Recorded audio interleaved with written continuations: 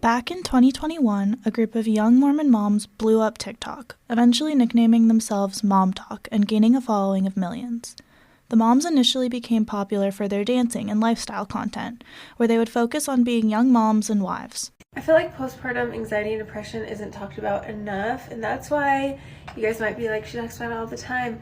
Guys, Beckham goes back to school today for like the first time in a long time, so I'm a little bit sad. However, in 2022, the group was caught in a swinging scandal with their leader, Taylor Frankie Paul, at the center.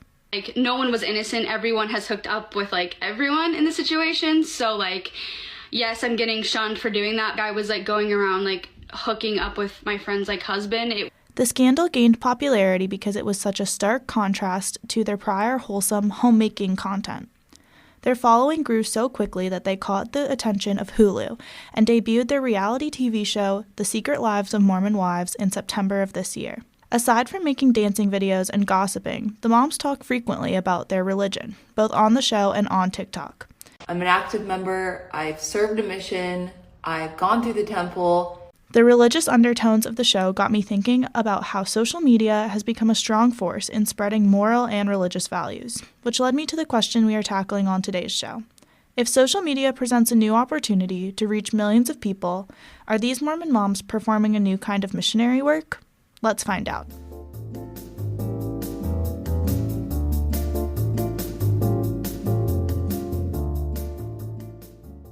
A couple years ago, I went down a rabbit hole on TikTok about MomTok. I was initially intrigued by MomTok because I had an era when I was younger of watching family vloggers on YouTube, most of whom were Mormon, like Ellie and Jared or the Arnold sisters. MomTok looked similar to the content those family vloggers made. It was also just simply entertaining. The drama surrounding the swinging scandal was very interesting, and their dancing videos were funny to watch. After they released their reality TV show, The Secret Lives of Mormon Wives, my roommates and I binged the show. I was shocked to hear the moms talk about how they were changing the face of Mormonism. We're breaking a norm. We are trying to change the stigma of gender roles in the Mormon culture. This was surprising to me because I never would have thought the women involved in a public swinging scandal would be so devoted to changing the public image of a very conservative church. I feel like it would be helpful to learn a little bit more about the Mormon church before we get into MomTok. Hi, I'm John Green. Welcome to Crash Course Religion. Just kidding. Sadly, I was not able to get John Green on the podcast, but I can give you my own version of a crash course on the Mormons.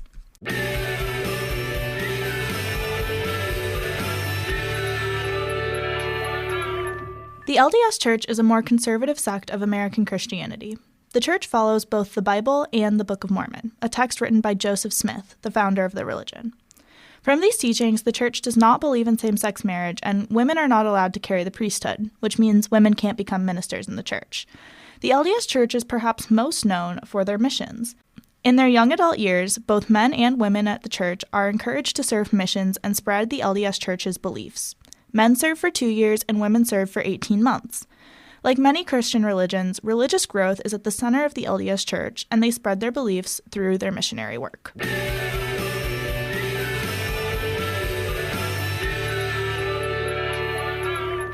Thanks for tuning in to my mini crash course, but let's get back to MomTok.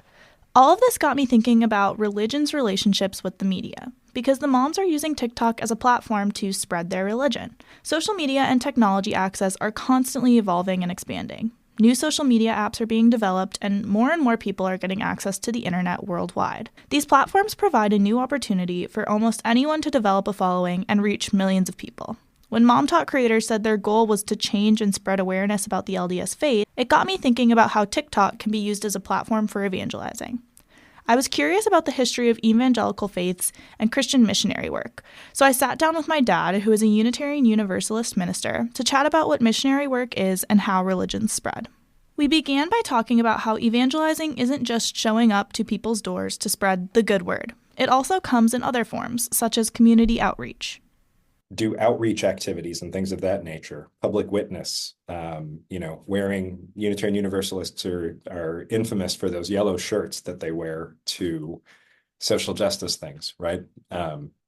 So does that count as evangelizing? And I'd say in some sense it does, right? It is getting out there in the public, it is sharing a perspective And it is explicitly or implicitly saying, if you like what you hear, this is what we're about. Come check us out. And this isn't the only untraditional way newcomers find religion. The COVID-19 pandemic changed how people find and learn about churches. These days, people church shop like crazy. The .com boom way back when, and in particular, the shift to streaming services has completely changed the way people church shop. So it used to be that people would literally call it church shopping, and they'd visit a bunch of churches and kind of check them out and see what they thought. And nowadays, people visit the church. They visit the church website. If they like what they read on the website, they might listen to some of the podcasts of the services. They might attend online service, for quite some time.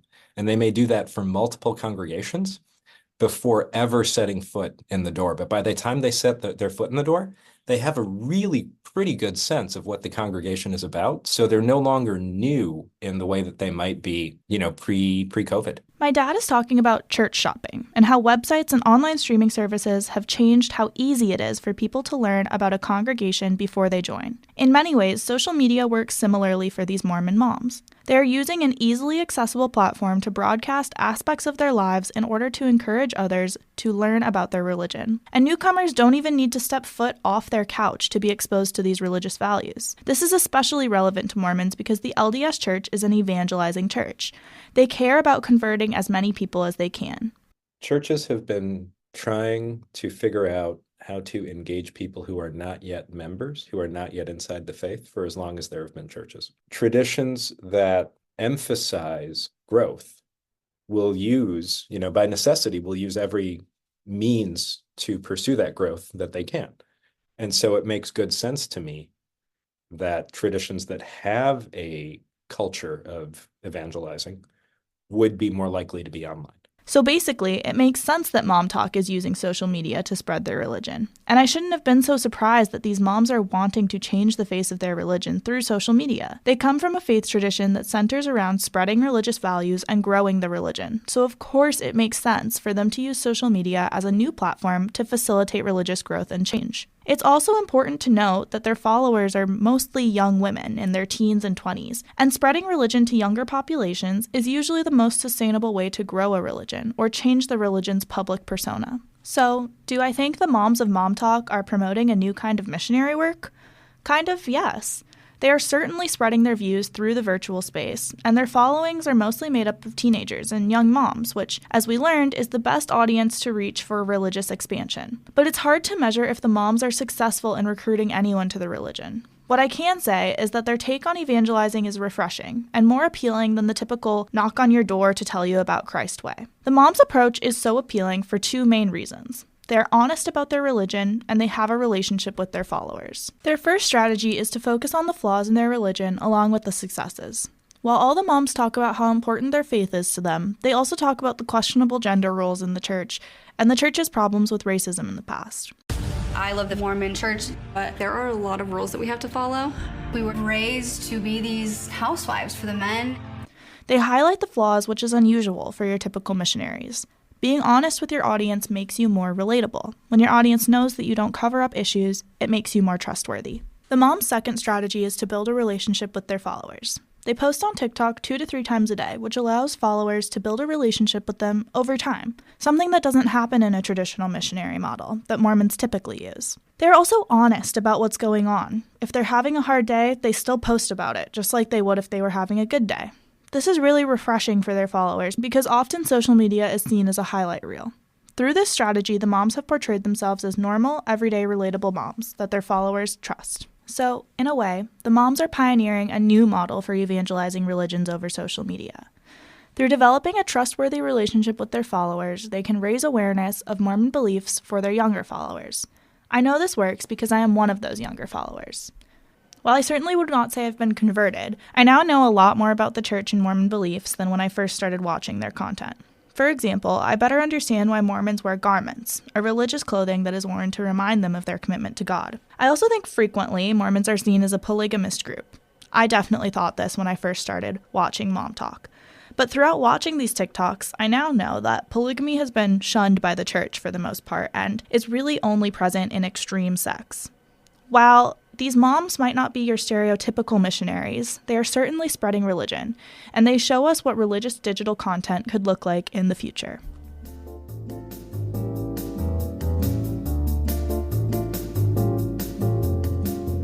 Thank you so much for tuning in to today's episode of the Rhetoric of Digital Culture podcast.